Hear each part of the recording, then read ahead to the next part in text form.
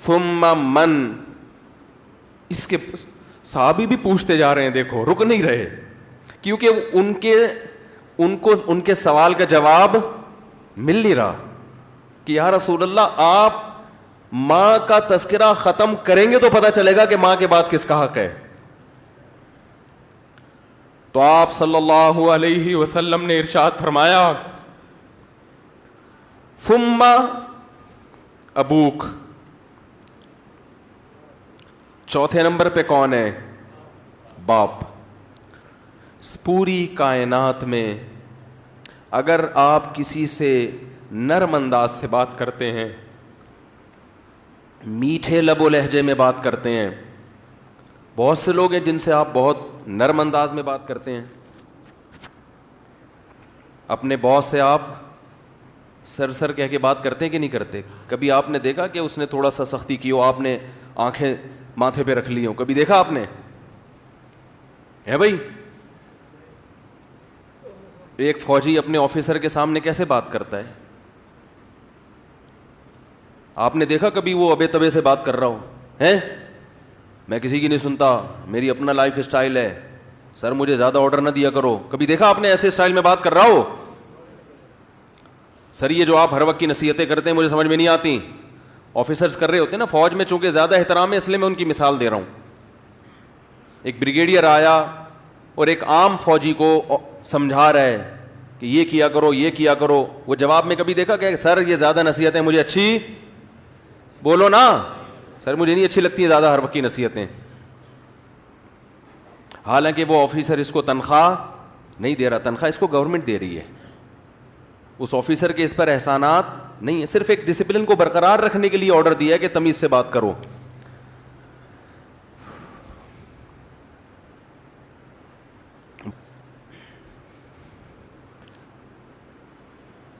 اس نے آپ کے لیے قربانیاں دی ہیں,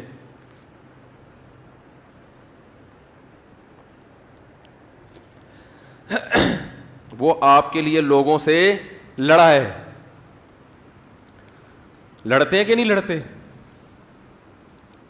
بھائی میرے بیٹے کو گالی دی کیوں تو نے؟ وہ یہ چاہتا ہے کہ آپ اس سے بھی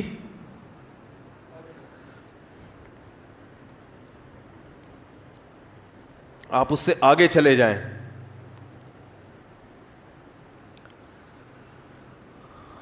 آپ کی ماں نے جو آپ کو بچپن میں محبت سے پالا عزت کے ساتھ, تو ماں کو یہ شیلٹر کس نے دیا ہے بھائی؟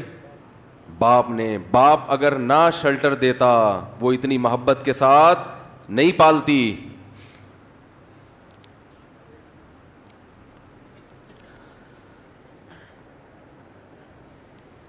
یہ ٹاپک مجھے چینج کرنا پڑے گا, میری میٹر جو ہے نا شارٹ ہو جاتا ہے, بولا نہیں جاتا اس ٹاپک پر.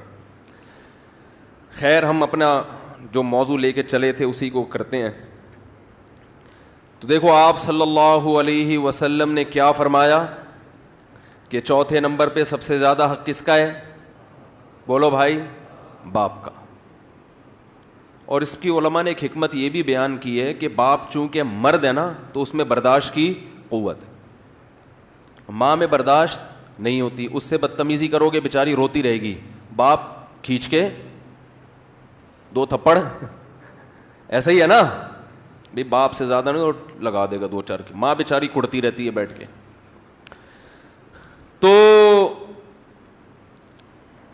تو میں مثال دیتا ہوں کہ ایئر ہوسٹس سے اخلاق سیکھا کرو.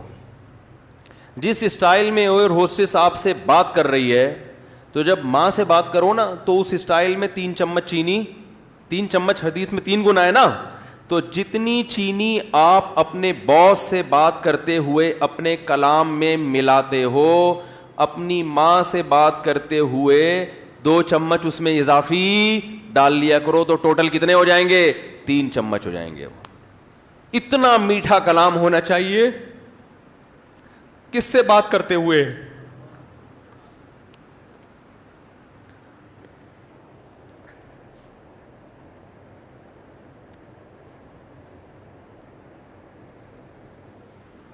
ہم نے بڑے بڑے علماء کو دیکھا ہے,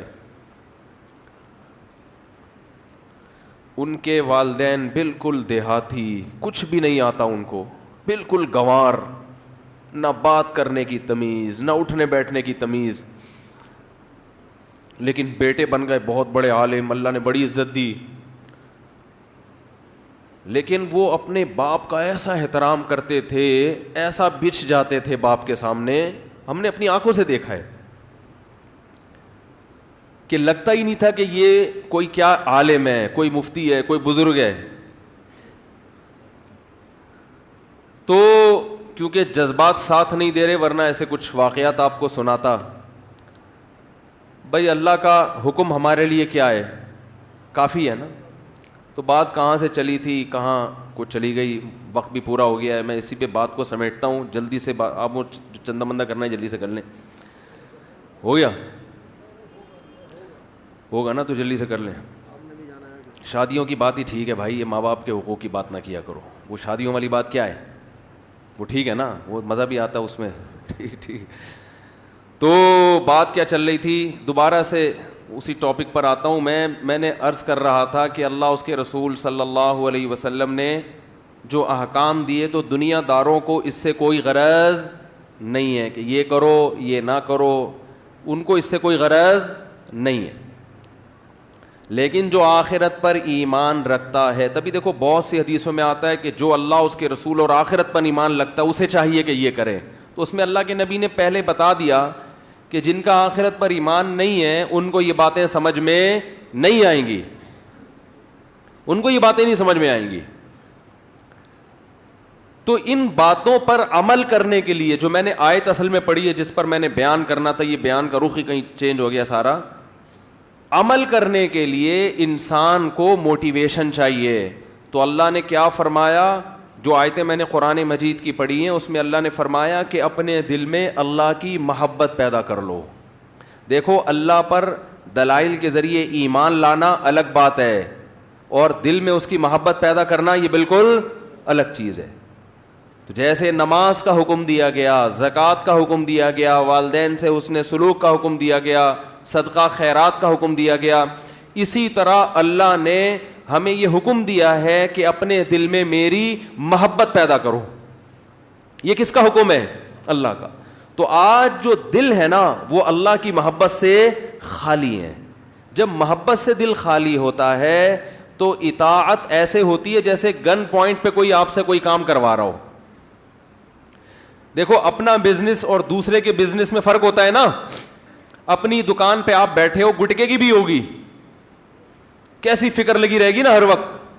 اور کوئی کرائے پہ آپ کو بٹھا کے چلا گیا کہ میرا شو روم ہے گاڑیوں کا, تجھے 1 لاکھ تنخواہ دوں گا, تو پھر دیکھو کیا کر رہا, آدھا دن سونے میں لگاتا ہے کہ نہیں لگاتا. کیونکہ انسان کو اپنے بزنس سے محبت ہوتی ہے, دوسرے بزنس سے محبت نہیں ہوتی. اپنا بزنس گول گپے کا بھی ہوگا تو کہاں سے کہاں پہنچا دے گا, دوسرے کا بزنس اگر تنخواہ پہ بٹھاؤ گے تو بیڑا ایکسیلنسی تو دور کی بات. ہمارے ایک دوست ہیں سیالکوٹ میں, بڑا بزنس ہے ان کا, تو میں نے وہاں دیکھا کہ ان کی فیکٹری میں, مجھے شوق ہے چیزیں دیکھنے کا کیا بنتا ہے فیکٹری میں, اس لیے نہیں کہ میرا کوئی فیکٹری لگانے کا پروگرام ہے, ویسے ہی. تو وہ دیکھا کہ وہ گلوز بن رہے ہیں ان کی فیکٹری میں نا, ایکسپورٹ ہونے کے لیے. سیالکوٹ میں کھیلوں کا سامان بہت بنتا ہے, تو اتنا محنت سے مزدور کام, وہ ملازم کام کر رہے ہیں. ایک سی رہا ہے, ایک کٹنگ کر کے کاٹ رہا ہے, اور سارے دل جمی سے لگے ہوئے ہیں. میں نے کہا یار پہلے کسی فیکٹری میں میں نے ملازم دیکھے ہیں اتنی تمیز سے اور اتنی دل جمی سے کام کر رہے ہیں. ورنہ سیٹ اگر فیکٹری کا دورہ کرے تو ٹھڈے مار مار کے اٹھاتا ہے نا, اوے تو کیوں سو رہا ہے یہاں پہ, کہتا ہے نا کہ نہیں کہتا. تو وہاں دیکھا سارے لگے ہوئے. تو انہوں نے کہا ان کو ہم نے دہاڑی پہ نہیں رکھا, ان کو ہم نے دہاڑی پہ نہیں رکھا. ان کو ہم نے کہا جتنے اتنے گلوز پہ ان کو پیسے ملتے ہیں. تو اب ان کا یہ بزنس میں شرکت ہو گئی نا, اب ان کو پتا ہے بھائی جتنا کام زیادہ کروں گا اتنے نوٹ زیادہ چھاپوں گا. اس لیے ان کو سیٹ کا آنا بھی برداشت نہیں ہوگا. یار یہ کام کا ٹائم ہے سیٹ صاحب, آپ بلا وجہ آ کے تنگ کر رہے ہو ہمیں, یہی ہوگا کہ نہیں ہوگا. ہم کام کر رہے ہیں, ادھر آسٹریلیا سے وہ آیا ہوا ہے, ڈیمانڈ آئی ہوئی ہے, وہ گلوز منگوا رہے ہیں اور آپ ہمیں تنگ کر رہے ہو, بولے چلو. تو یہ کنڈیشن ہوگی. تو اب چونکہ اپنا کام بن چکا ہے نا بھائی, تو جب اللہ سے انسان کو محبت ہوتی ہے تو اللہ کے کام بھی اپنے لگتے ہیں. نماز بھی کیا لگتی ہے, اپنی. زکوٰۃ بھی اپنی. پھر مزہ آتا ہے ان کاموں میں. ابھی جو ہم نماز پڑھ رہے ہیں نا یہ گن پوائنٹ پہ, تھوڑا بہت قبر کا عذاب کا ڈر ہے, یار مرنا بھی ہے, کورونا سے نہ مر جائیں, پتہ نہیں اتفاق سے اگر قبر میں سانپ نکل آیا, اتفاق سے اگر وہ باتیں فضائل اعمال میں جو لکھی ہوئی صحیح نکلی تو ہمارا کیا بنے گا, چلو جمعہ تو پڑھ لو جا کے. تو پھر کیسے آ رہے ہوتے ہیں آپ دیکھو, فجر میں کیا حال ہوتا ہے, ظہر میں کیا حال ہوتا ہے, عصر میں. آپ صلی اللہ علیہ وسلم نے فرمایا جو نماز میں پہلی صف میں ہوگا, قیامت کے دن جب اللہ کا دربار لگے گا وہاں بھی پہلی صف میں ہوگا وہ. تو جتنا سست نماز میں ہوگا اتنا پیچھے آخرت میں اللہ کے دربار میں. اللہ کہے گا یہ مجھے دنیا میں بغیر دیکھے سب سے پہلے آ کے بیٹھتے تھے, آج جب میں نظر آ رہا ہوں تو آج اب میری مرضی سے یہ آگے آئیں گے, کل یہ اپنی مرضی سے آگے آتے تھے. تو میرے بھائی ایکسیلنسی پیدا کیسے ہوگی, جب اللہ کی محبت پیدا کی جائے. اور محبت کیسے پیدا ہوگی, ذکر کی کثرت. سمجھتے ہیں کہ نہیں سمجھتے, بار بار اللہ کا تذکرہ. پھر یہ ٹاپک بہت لمبا ہے, وقت بھی پورا ہو گیا. اللہ تعالی ہم سب کو سمجھنے کی, عمل کرنے کی توفیق عطا فرمائے.